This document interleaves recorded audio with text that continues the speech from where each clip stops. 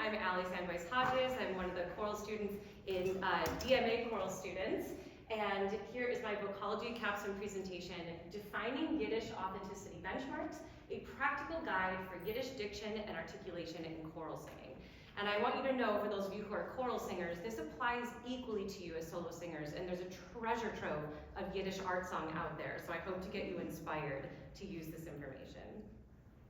So authenticity is a real buzzword right now. It was actually the Merriam-Webster Dictionary Word of the Year for 2023. I want to just visit that definition that had people so curious. So it's any of these / all of them. Authenticity is not false or imitation. It is real, actual.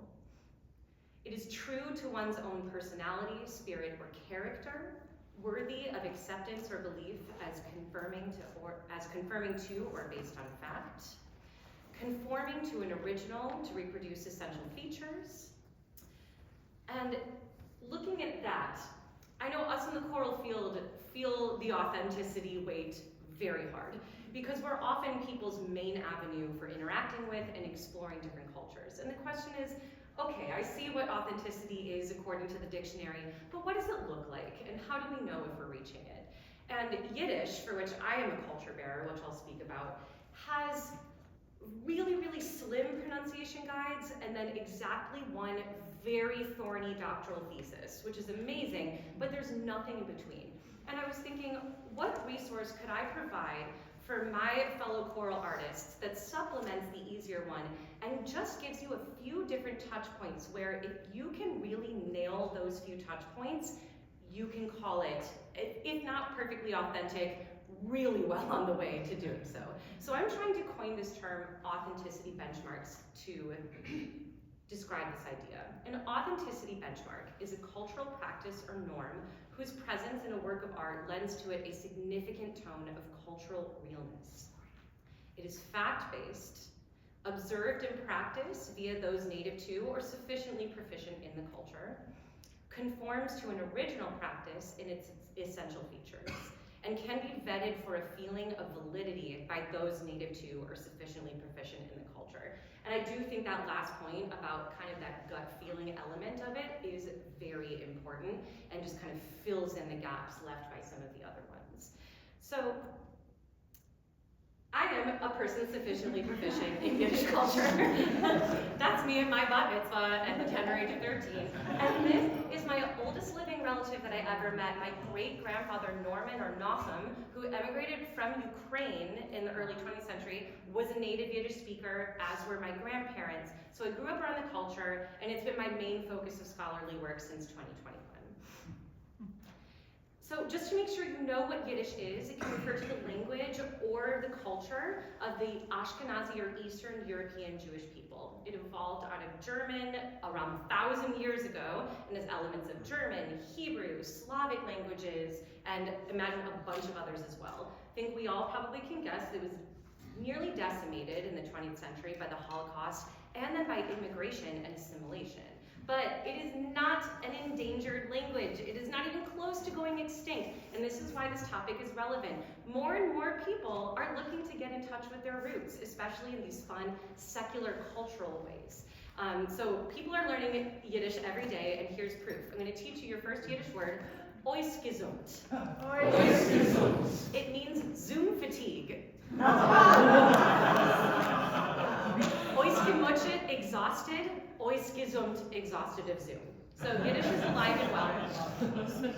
Yiddish is a transliterated language, so it's written in the Hebrew script and then transliterated through whatever. So this is how Yiddish looks in Yiddish Hebrew, this is how it looks in English, and then this is how it's often spelled in like German, or it can be transliterated into Czech and Russian, anything.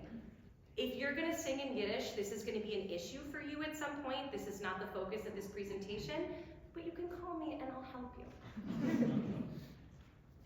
So the methodology that I use to determine these benchmarks is really straightforward. I did a ton of listening to all different kinds of choral performances, different levels, different experiences with Yiddish. I made note of what stuck out to me as someone who knows what Yiddish and what choral singing should or usually sounds like. I analyzed the common mistakes and compared them against the examples of people actually doing it well. And then I also was on the search for those sounds that are uniquely Yiddish and how those are treated well and not so well. And then based on all that, I've made recommendations for Yiddish best choral practices, specifically through the lens of science-informed vocal pedagogy, so we can have something objective and current and really useful. And just lastly, to make sure that we understand that articulation is not just what we hear. This is, I see some smiles, because this is Professor Helding's preferred definition for articulation, and for good reason, from Kurt Alexander Zeller. Articulation is the repertoire of movements that will authentically reproduce the pronunciation.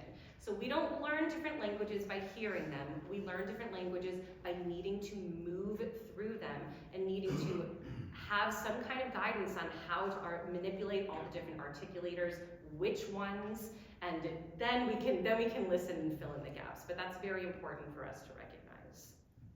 So let's get into these actual benchmarks. First, the schwa.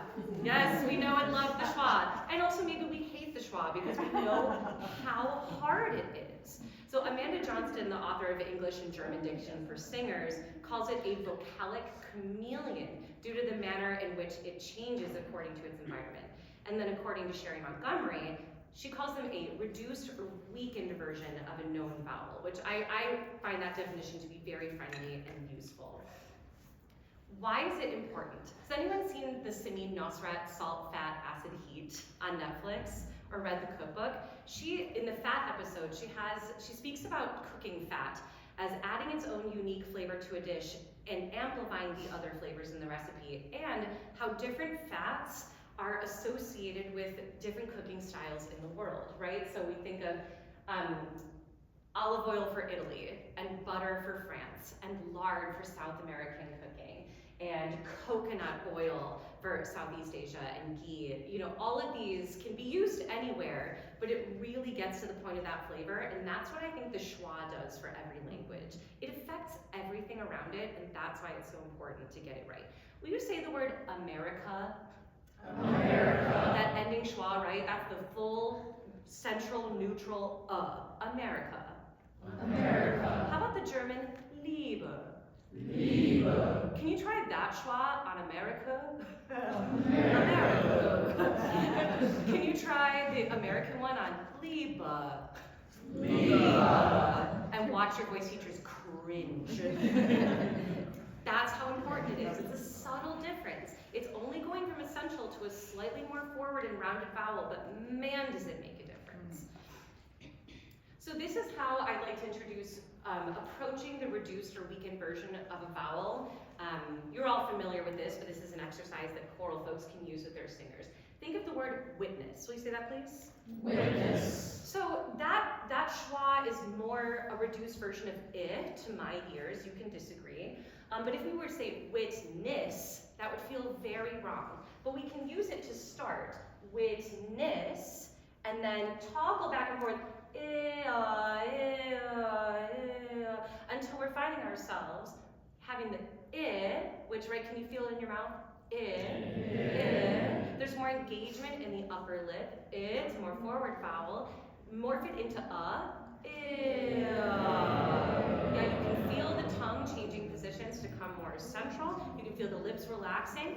So when we toggle back and forth, we're not going to go all the way. We're just going to experiment with moving back and forth between them to try to find the compromise, the weakened version of the and then we can try the whole word. So how about here? Let's try this exercise. Ready? Witness.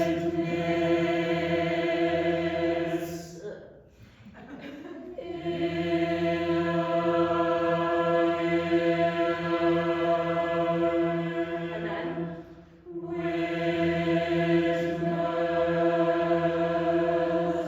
Yeah, that's how I would suggest that you approach some of these when we talk about the different gradations of weakened vowels. So German, we're going to be talking about German a lot today because Yiddish evolved out of it. There's a lot of similarities, and they are traps, and they will get you. So the German schwa is shaded towards sort of /e. There's a lot of argument about this. It's somewhere in between the two. Yiddish, No ifs, ands, buts about it. It's actually quite simple. So let's compare some of these similar words. Liebe, Liebe, Liebe, Liebe, Liebe, Liebe, Liebe. Liebe. Big difference when you feel it in your mouth, right? In a sort of prefix schwa, in this particular prefix, we would use the full right? Gekommen. Gekommen, It's always going to be gekommen. gekommen, Right? If you said gekommen, that would be wrong. Gekommen is right. But the ending is almost the same because it goes by so quickly. Meinen is another one. So, oops, sorry, these should be flipped. Meinen, meinen, meinen. meinen, Feel the difference between you. Meinen, meinen, meinen. meinen. Exactly. So those are some of the differences. That's why it's a trap. So you can never let yourself fall into the trap of German. Now the different degrees, how open it's going to be depends on what follows it. So when you see a lot of schwas at the ends of words, those are going to be nice and open, full You say So you notice where the lips and the tongue are, that is full Mame. Mame. Now, this one is gonna get you, because it's not finger, it's finger. Finger. Finger. Finger. Nearly as open because the tapped R, which we'll get to later, really doesn't shade it at all. And then alles is a tiny bit closed. Alles. Alles. Alles. Finger. Alles, Finger. Hear the difference? It's more spread on the I notice that I tend to get a smile when I do it, and it's not just because I love Yiddish, it's because that's the sound I'm going for. And we also have singen. Singen. Singen? Singen. No, because it's when it's the full vowel, it doesn't feel like the unaccented syllable anymore. Singen. Singen. Singen.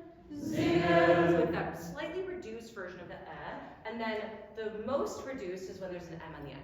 Meinen. Meinen. Do the German one wrong. Meinen. Meinen. Meinen. Meinen. Yeah, you do sound Yiddish. Good for you. And the way that you can apply it, this is a wonderful Yiddish piece by David Lang that has a quick-moving solo part. Gekommen, gekommen.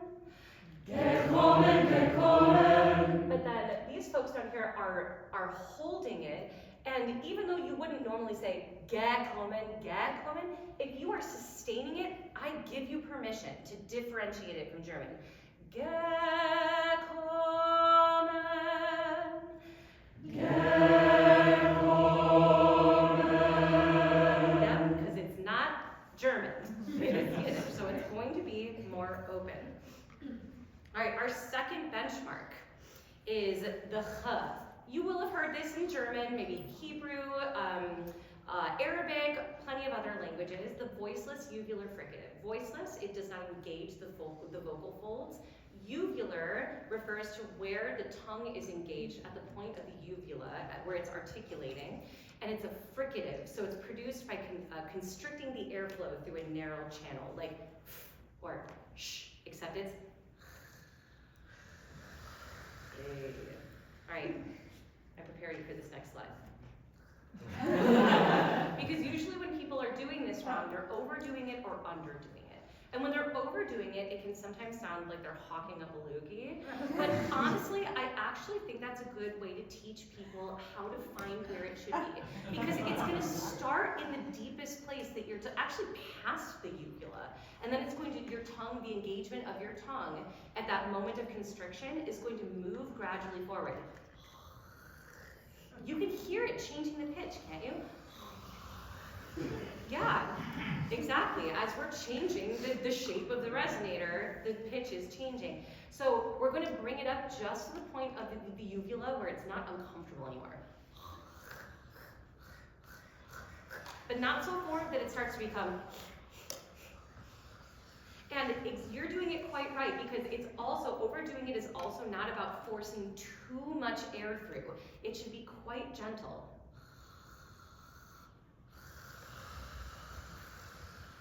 underdone, not creating a restriction, just means it's an H, and we don't want to do that. So here are more tricks and pitfalls for you. There is no ich laut in Yiddish. None. Never. Don't you ever dare. So, sich for German. Sich. Sich. Sich. Now, otherwise, with the ach laut, same. Doch, doch. Doch. Schlecht. Schlecht. Schlecht. Schlecht. Yeah, schlecht. Schlecht. You can move right through it if you do it gentle enough. And then Nacht and Nacht. All the same. Is the X really that important? Yes. Yes, it is. Because without it, we can't say the word for family. Mishpacha. I'm inviting you into my mishpacha by teaching you how to treat these vowels. You can't make a toast. Can you imagine Tevye getting up and fiddle on the roof and saying, to life, l'chaim. Or to life, l'chaim. No, to life, l'chaim. Try it. To life, l'chaim. Yes, exactly. So it should be somewhat robust. We need it to carry, but not gross, hacking up anything, and not underdone. And then we can say, ich hab dich lieb, which is how we say, I love you. And my Papa Norman, as we used to call him, after having a big meal, he used to sit back at the table and with a sigh of pleasure being around his family when he was in his 90s would go, cha, cha, cha. True story, we all say it when we're really full and happy. That's how cardinal of a sound it is. It's a sound of relaxation. So this might take some time for your singers to get the hang of. All right, so benchmark number 3 is ending sung consonants, these voiced consonant clusters. This is the only sound that's entirely unique to Yiddish. Now, English actually has these. Let's compare. English, fiddle. Fiddle. Yiddish, fiddle. Fiddle. Except we'll speak them because English we don't sing it like that. Mitten, mitten. Mitten. Mitten. Often, often. Often. Often. Fashion, zwischen. Fashion. Zwischen. That's not the transit, that means between. Heckle and shtickle. Heckle. Shtickle. So when we say it in English, say heckle. Heckle. You might be adding the tiniest schwa in there, and in Yiddish you just really try to take it out. Shtickle. Shtickle. It's very quick work for the tongue. Shtickle. Shtickle. Because in Yiddish, we do sustain it. You'd never sustain it in English, pretty much in any genre of music. You always sustain it and never add schwa, no matter if it's classical or folk. I mean, I begged my teachers, my Yiddish teachers, to find me an example, the ones who sing opera and are classically trained. Find me an example of when you would add a schwa. What's the exception that proves the rule? And they said, there is none. Stop asking me. If we added the schwa, it would be German, not Yiddish. Never, ever shall you add a schwa. So some of these are more difficult than others, so we'll just focus on the ones that are the most difficult. Sustaining and ending L is tricky because we tend to engage the tongue more than we need to. It's just a voiced alveolar approximant, meaning the tip of the tongue is touching the alveolar ridge and the air is being directed over the sides of the tongue. So the trick is to not overdo it, and this is my recommendation for how to do it. You're just going to switch back and forth between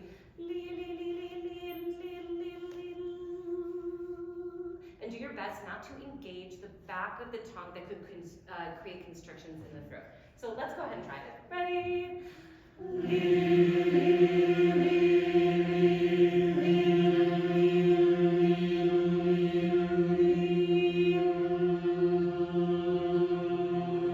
Exactly. You want it to feel nice and free and easy, and that's our shortcut to having a nice, easy L. Now, there is one very curious sound in Yiddish, and it is the case of the ending BN, which is spelled BN but pronounced BM with nothing in between. So haben, like the German haben, to have. Haben, you can try to say it. Haben. And leben, Leben. like Leben, but leben. is how we say it. So it's a bilabial plosive. Your two lips, bilabials, allow the air to build up behind them and then explode through. Bu, bu, bu. Except it's a plosive that doesn't plose. So it builds up and then you have to redirect it through the nasal cavity as an N. Try it. You might even feel a bit of articulation happening, almost like a glottal, something like that, except it's not in the throat, it's the air redirecting them up through the soft palate. Try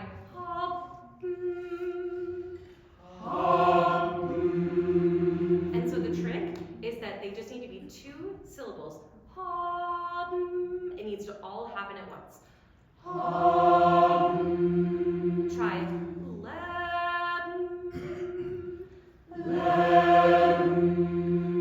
so it's like the B doesn't really happen. It's a new sound. It's a B/N. And the only example in English that I could find is aye, captain. Captain. Try it. Aye, captain. It's kind of the same thing. I bet it evolved in a similar way. So you can use that, but I find the slow-mo to be more effective in teaching people. So the last example I want to give is actually the penultimate consonant. This can be really tricky when it's some of those lateral approximant consonants R and L. And it's just because the tongue has such quick work to do. And the English false equivalents are these one-syllable words, girl and stern. Will you say it slowly to yourself? Girl, stern. Notice how your tongue is sort of moving in slow motion through the R and the L to get to the N, or the L moving through the R to get to the L. Now, when you see words that look like Wiln and Stern in Yiddish, it's actually a 2-syllable word. Wiln, Stern. Wiln, Stern. So you achieve that by elongating the first syllable and then making really quick work, moving right through the L to get to the N. So Wiln. Try it. Wiln. Yeah, try it. Stern. Stern. Let's try to sing that. Good.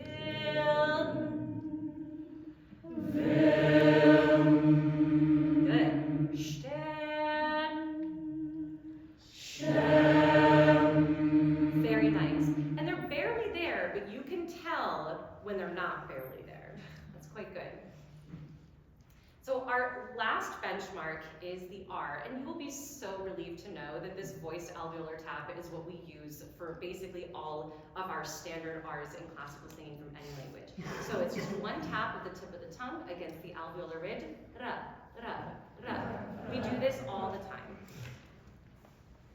The only thing that I need you to know, which is really unique in Yiddish, unique from German and English, is that we never say things like dir, or mir, some of these words where the ending R sort of disappears into a vowel. That's never ever done in Yiddish. We always still have that one tap or flipped R, so it comes out as de, de, which is actually similar to like Spanish, volver, conocer. They do the same thing. So it's not completely unfamiliar, but that is very, very important to know. All right, so coming all together, we have these 4 benchmarks. We have the one tap trill R, especially at the ends of words. We have the voiced consonant clusters. We have the schwa, and we have the h, the voiceless uvular fricative. Bringing them all together, I want to show you 2 examples of the same song. Andrea Clearfield's Verloren Allemen, which means losing everyone. Ugh. So sad. And I want you to try to listen for these 4 things and see if you can hear which ones are done well, which ones could use some work. So I'm gonna pull up the sheet music for you. As we,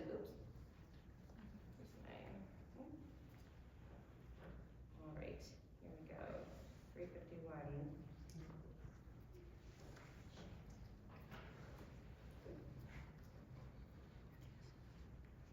This is a community chorus that is singing this.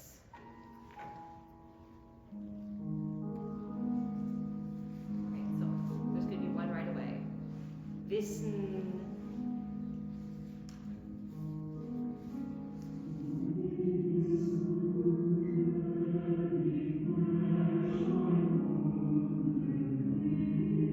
I'm going to talk over them in the interest of time. I couldn't hear that ch on ich at all, could you? Not even a little bit.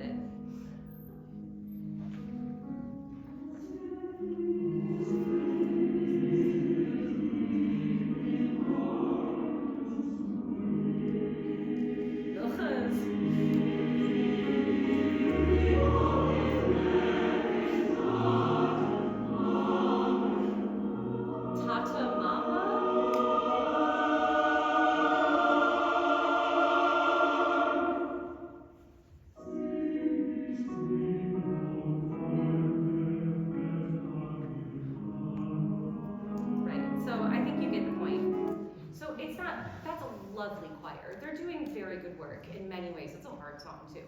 But when the ch is not there, it's not there. But how nice was that? Wissen will. I bet. Did some of you think that? Did some of you have reservations about holding the ending consonants? About what it would mean for resonance or volume? I was concerned, and it's really not because it's always an unaccented syllable. So you can hear for yourself. It just sounds like text stress. So let's hear, and admittedly this is a choir that I conducted at Temple University. But that doesn't mean they're perfect, unfortunately. I'd love to say that they are. But you know, always room for improvement.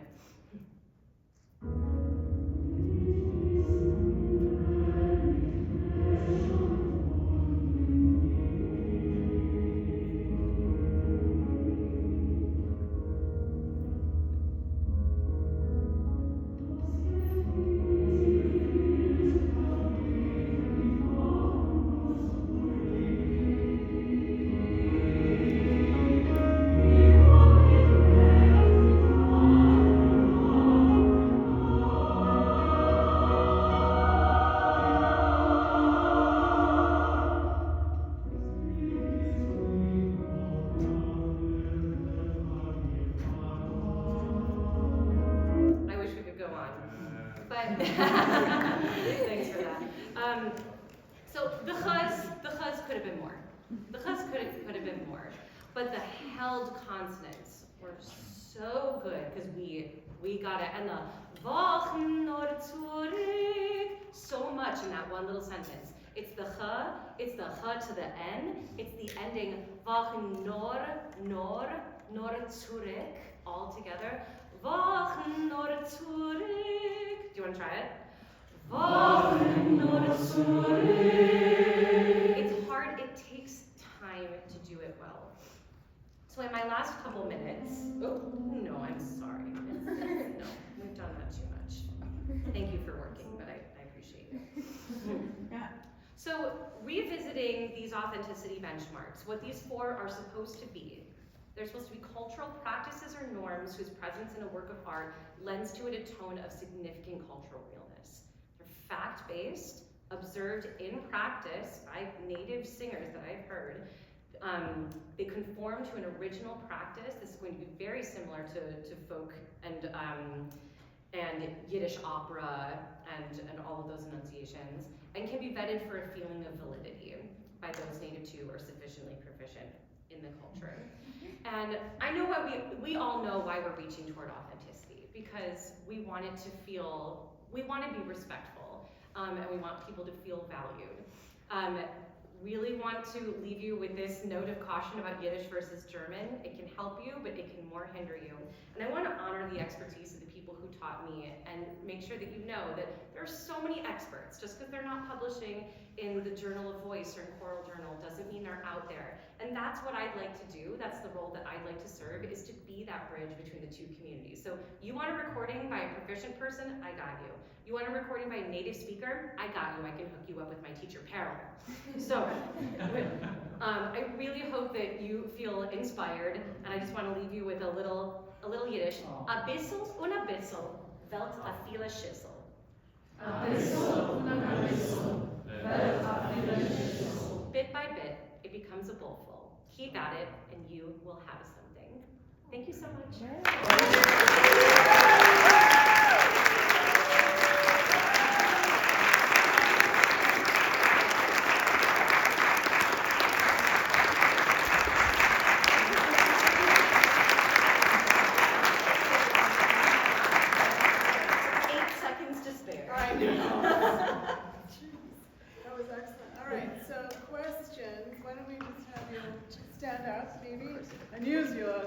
voice so we can Hi, I'm Josh. Ali, I just want to say, I'm like getting emotional. I feel so represented in this Yay. slideshow. My grandpa still actually speaks a little bit of Yiddish, but with American assimilation, obviously, he didn't teach my dad. Thus, I don't know a lot, obviously. I'm still trying to get in touch with the culture of it. I guess I'm just wondering on like a choral side, just because in my experience, when I've been learning Yiddish and Hebrew, it's been a lot of rote singing. Yes. Traditionally, that's how it is. Yes. And I was wondering, in your opinion, if you like the fact that Yiddish would be taught in rote, or do you think it should be written down? I think it has to be a combination of the two. Because teaching by ear, by oral tradition, is itself a form of literacy, so we need to remember that. And there are some forms, like if you are teaching just a true Yiddish folk song, I wouldn't write it down. I would just teach it by rote. But stuff like the Andrea Clearfield, like that is a modern composition from 2012 that was always intended to be sheet music. So I think we have to teach it in the manner in which it was written. So we're going to use some rote, but the whole point of doing science-informed voice pedagogy is to make sure that we are supplementing that with actual, when they're not getting it by hearing, we need to have the language we need to guide them how to make those sounds. We need to use all the tools in our toolbox. Professor Helding, do you have a question? I do. Future Dr. Hodges. So apropos of that, and so can you tie that together with your with the definition of movement? Yeah, so articulation is a repertoire of movements. So unless you are a tiny, tiny baby watching your parents, you cannot learn just by hearing and being asked to speak it back. That is not the full education. That is not how we learn to articulate. We have to be given better instruction. How do we learn? We move the problems away. And how do we do that? How would you do that as a choral conductor? I think it's a larger question. I think in my choral classroom, the instruction on articulation will be ongoing and forever. So teaching people how to manipulate their specific articulators when we're talking about timbre, it needs to invade every topic in the choral classroom. And then when they have that body awareness of all of their articulators and the external ones and the internal ones, and they have a handle, then you can really access those so quickly when you need to, when you're giving instruction on diction articulation. All right, other questions? Please stand up. Hi, Ali. Wonderful presentation. I don't know totally a lot about Yiddish, but you talked about how Yiddish is like over kind of the continent of Europe. There's a lot of like influence from different cultures. Did you find during your research that there was any kind of differences between maybe the way that like a German Yiddish speaker has a pronunciation versus like you said Czechoslovakian person? How did that like affect your research? Did it make it hard to kind of make this because you had to find something that was more universal? Yeah, it's a whole can of beans because there are so many dialects. There's as many dialects as there are in any language, and some of them are quite different. Are barely intelligible to one another because not long after Yiddish was sort of created, the Jewish diaspora was persecuted and dispersed all over Europe, and then would take on components of the vernacular language from like Belarus and Italy to northern Germany to even like Scandinavia. So yes, it's quite difficult, but in the 20th century, actually slightly before the Holocaust, there started to be a development of kind of a standard academic dialect that they call Choral Yiddish. It's very controversial because it is like an invented dialect, but it's intended to be used for academic writing, sometimes for the stage. And so people who are learning Yiddish now tend to just learn this standard Choral Yiddish, which is debated, but it's incredibly useful. And for our purposes as scholars and academics, I give you permission to just use the claw. But yes, it comes up all the time, and for good reason, it should. Yeah. Okay. Do you want to get set up or we do this? Sure. Okay, other questions? So, you and then you. So I've always heard of like the voiceless pharyngeal fricative. Yeah. What's the difference between that and the uvular? And like, Man, wouldn't how I do you like to teach? know. Man, wouldn't I like to know. Mark, I had some very long nights debating over that exact question. And because the scholars disagree. Because when you're looking at, particularly German with the Achlaut, and I think it's because, and actually Mike could speak to this as well, being a fluent German speaker, there are different gradations of the Achlaut as well. It's not always exactly the same, depending on the context in which you find it. So calling it the voiceless uvular fricative is my best attempt to describe it in exact language. It could very well in certain circumstances be the voiceless pharyngeal fricative, but that's kind of, in my professional Yiddish opinion, that is getting a tiny bit too detailed to be perfectly useful in the choral sphere especially, if that makes sense. So yeah, I wish I knew. It's my answer. Oh, and then yeah. Hi. Are there any differences between spoken Yiddish pronunciation and sung Yiddish pronunciation? Yeah. And what are they? Yeah. They are, it's very comparable to really any language. There's honestly not very many, but mostly in the R. In spoken Yiddish, the uvular R, like will be heard quite a lot, as well as sometimes trilled R's, but also the flipped R is also used. It depends on the dialect and on the particular person.